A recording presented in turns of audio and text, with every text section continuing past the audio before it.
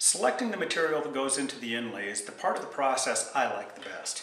Here I get to scour some of my wood and I get to look for real cool grain patterns that I get to incorporate into my inlay.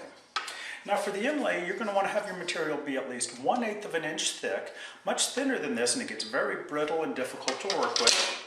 And you really don't want to go much more than 3/8 of an inch thick either, because if it gets much thicker than that, it's difficult to cut. And so between 1/8 of an inch and 3/8 of an inch is the sweet spot for working with inlays. Now, if this is your first time building an inlay, you're going to want to use some sort of scrap wood. And if you have any, if you're like me, you've got all sorts of scrap wood hanging out in your garage. But if it is your first time, may I suggest something like 1/4 inch plywood. It's cheap, and if you screw it up, who cares? Because, hey, this is a practice run.